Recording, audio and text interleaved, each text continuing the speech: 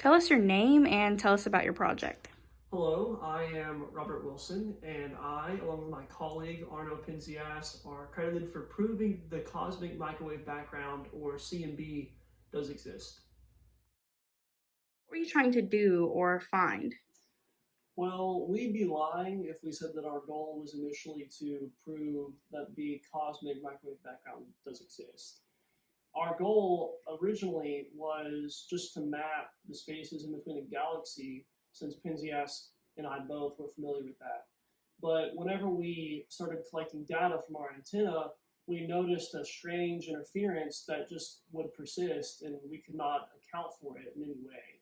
We tried several ways to get rid of it. We tried pointing it at known places of urban interference like New York City, or we even waited season after season collecting data to try and see if the Earth being in different places around the sun would fluctuate the interference in any way, or we even ended up clearing out pigeons from the horn-shaped antenna part of the apparatus that we're apparently calling a home, and nothing changed. This subtle microwave frequency just persisted the whole entire time.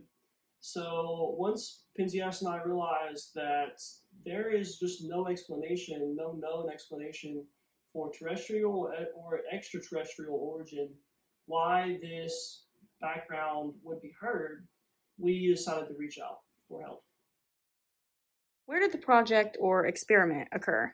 So in 1960, we decided to move to Bell Labs. Actually, Pinzias was already working there, but I became on board later. But regardless, we went to Bell Labs, which was an institution that was owned, that still is owned by Nokia and AT&T. And if those two parent companies are any indication, this lab was never intended to be used for cosmology. Its original purpose was to strengthen radio waves so they could send them across a further distance as a cellular company. But whenever that project failed, they decided to open it up for scientific research. And that's whenever Pinzias and I jumped on as astronomers, because this is a very great piece of equipment that we wanted to take advantage of. And that's whenever we finally had an antenna strong enough to collect data that was going unheard for a long time. What other significant events were happening around the world at that time? Yes, so Robert Dick, a researcher and professor at Princeton University, was at the same time researching the theory of the Big Bang, which was not proven prior to this discovery. On top of that, years previous, Pyotr Kapitsa developed tools that would help us collect low temperatures that would make it possible to collect this data. And for that reason, in 1978, he would also receive the Nobel Prize in Physics alongside of us for this discovery.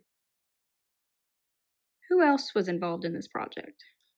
Yeah, so someone that definitely can't be understated was Robert Dick, as mentioned before. I mean, Pinzias and I were just frankly stumped. And whenever we reached out to him and his colleagues, they very quickly knew that this was the smoking gun that they were looking for all along. I mean, his research pointed to this data, and he even predicted this cosmic microwave background that should persist throughout the whole universe. And both of us were just completely unaware of that. So it's crucial to point out just how fundamental that he was in connecting the dots. And for that reason, we both promptly wrote our own research papers quickly after putting the pieces together. What was your role in this project? Yeah, so I came to Homedale, New Jersey a little bit after Pinzias did.